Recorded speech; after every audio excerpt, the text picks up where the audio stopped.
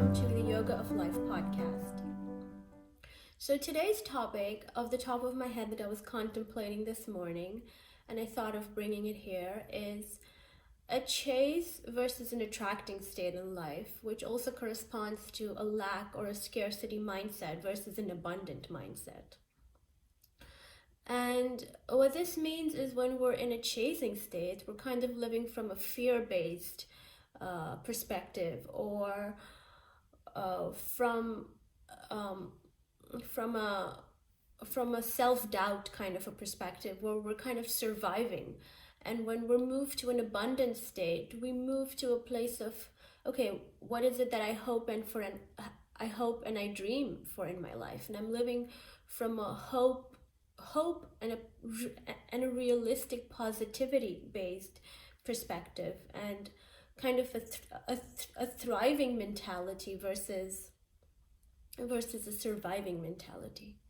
We're always working from a place of self-doubt, and we attach our identity or our self-worth to that outcome. Versus an attracting mindset or an abundant mindset is already knowing that we're worthy, already knowing that our identity isn't attached to whether we achieve that fixed outcome that we have in our minds or not, but it's in knowing that we undertake the journey, we take the process, and we kind of integrate the different learnings that we get from that process into our lives. So it's kind of a way of moving through life from disattaching to the outcome, and by that I mean that we're not completely disattaching from the outcome in the sense that, okay, I don't care what happens and I'm just going to do it. It's not a I don't care kind of attitude in life, but it's an attitude which it's a growth mindset. So the only outcome that you're attaching to is your own self-growth, your own self-knowledge. What has this journey or this situation or this interaction taught me about who I am as a person? What are my values, my needs, my next steps in life, and how is this going to get me there? And by doing that, we're not attaching to a rigid outcome, but the outcome is more flexible, because whatever the outcome is, whatever the physical manifestation of the outcome, the deeper learnings are always going to be there. So whether it worked out in the very literal sense or not, it never leaves us with a sense of blame or a sense of guilt or a sense of anger, because we're always taking the lessons underneath it and we're applying them in our own lives. So an abundant mindset or an attracting state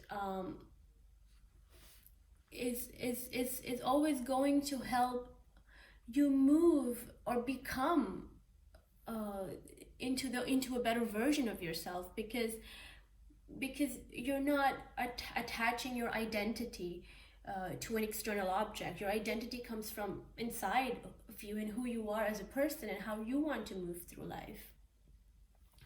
So the next question, or the next thing to probably discuss, would be, so how do we get to that state of inner knowing? How do we know that this is who we are?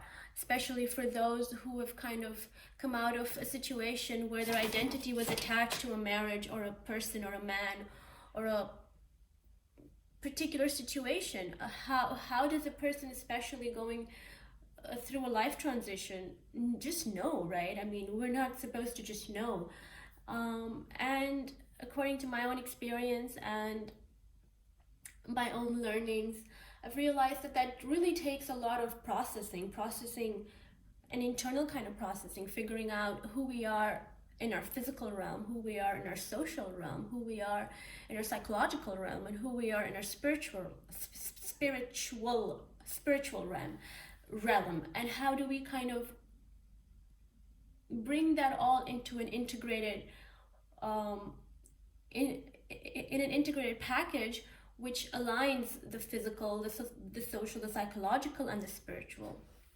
And that takes quite a lot of trial error, a lot of taking chances, a lot of doing things and realizing, okay, this isn't what I want. So you kind of go back, reassess, kind of break it up into its component parts and see, okay, this worked, this didn't work. And playing on your strengths, playing on the things that worked, and learning from your growing edges or your weaknesses, which I like calling them growing edges because we're always growing. So where do I need to sharpen? Where do I need to kind of sharpen my growing edges so that they become strengths, or they become areas that propel me into wherever I want to go in life.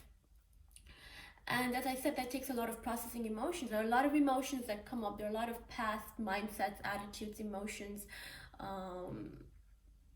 that come up as we go through life, and we have to kind of process it either with someone, or with a professional, with a trusted friend, family member, or different ways of processing. People have different ways of processing, journaling, learning new things, anything that gives an insight into our self, our emotions, our being, I would say. And that takes a lot of courage, that takes a lot of curiosity. So if we always kind of go from this mindset that I'm curious about who I am as a person, or who I'm going to become, or what is this me all about, right? So every activity, every person we meet, every friend, every relationship, if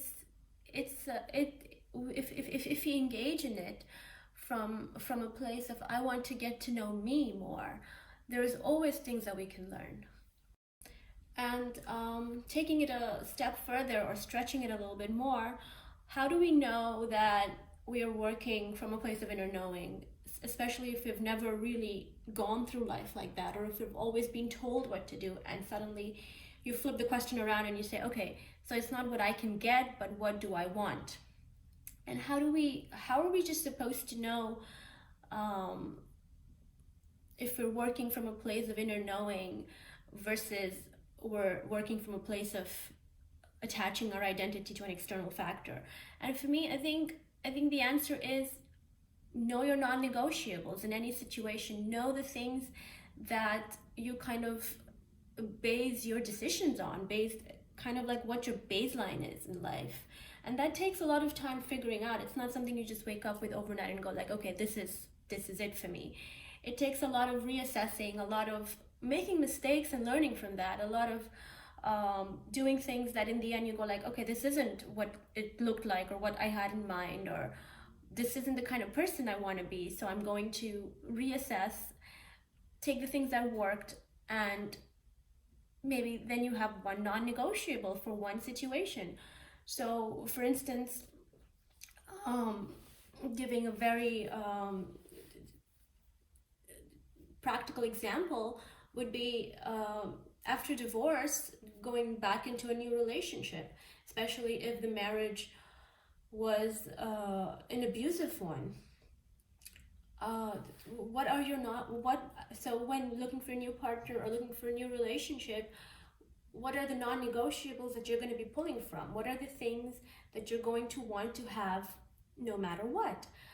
And as I said, that takes quite a lot of trial error. So the first couple of relationships that you might engage in might look like the same one that you came out of, because that was familiar, and we always attract, our minds work like that, our brains, our neurons are kind of wired in such a way that we're always going to feel love for what was familiar. So those feelings of love might come again for someone who exactly looked like your ex, just a different face. So it's the same product but a different package. But over time, if the constant question in your mind, or the constant question that you're asking yourself is, okay, what am I learning from this? How is this helping me to move through life in a way that adds meaning and value to my own life? How is this new relationship serving me now in the context of who I want to become? How does this add value and meaning in my life? What is it different than my past relationship? And over time, the common thread comes. So for me, the issue was always falling in love with emotionally unavailable men. And I've kind of realized over time that the common thread was everybody was emotionally unavailable, and my love neurons got fired when I saw someone who was emotionally unavailable. So my non-negotiable now is I'm not going to engage with anybody who is emotionally unavailable. So over time we kind of build our non-negotiables, even in different areas of life, like a career change, for instance. And a person has to, okay, so there's so many options now. You can do things online, you can do things offline. You don't really have to physically be present in a country to be able to take a course of study, or to be able to go to school, get a master's, you can get a PhD, right? So non-negotiables really help, because you kind of ground yourself in those. You kind of anchor your decisions in those non-negotiables, and from there you can springboard into different ideas. And I feel non-negotiables don't limit us. In fact they bring more freedom, because if you know those certain non-negotiables, over time you've kind of sifted through your values, and you've kind of sifted through different decisions, and figured out what your non-negotiables are. Once you have them down, it's like a solid grounding that you have. Before you want to make a building, you want to make sure that the foundations of the building are solid. Otherwise, everything that you build on it is going to fall down very fast. So those non-negotiables, or they kind of anchor the building that you want to build very solidly in the ground. And it could be that over time your non-negotiables might change. Over time you might realize, okay, this is something I can work with, and that's okay. You just kind of reassess, you go back, and you take those changes in steps, instead of everything together, or instead of allowing that to overwhelm you. But I've realized that, so there are really non-negotiables, or core values I would call them, that don't change over time. And then there are other values or other non-negotiables that might change, that might be more situation specific, or might be more life phase specific. So it could be that for instance, one of my non-negotiables after my divorce was I want to move to a bigger city where I'm still closer to my kids. I'm in a 1 hour radius, but at the same time I'm in a city where things are happening, where there's a lot more interaction between people, between me and the city, the things I like and things like that. So I moved to Amsterdam. It could be 5 years from now I don't want a city, and that will change for me, and I want to be somewhere it's a bit more quieter, or it might be completely different. So my 5-year plan really is to move to the mountains and stay there for 2 or 3 months in a year. And that will change over time, because my life phase is changing, and that's okay. So again, to wrap it up, knowing non-negotiables, knowing our core values, things that really anchor us down, right? Things that don't change over time, things that, for instance, one of my core values is I want to, if I'm ever with someone in my life, I want it to be a non-drama, a no-nonsense relationship where we hold space, and where we see each other for who we are, versus a relationship based on desires and drama and conflicts, which all the time. And my non-negotiable will always be to be with someone who's emotionally available. And I realize that life happens, and there could be phases in life where someone doesn't want to be that emotionally available, and that's okay. But on the whole, a person's core value should be from a place of being emotionally available, and that's never going to change for me.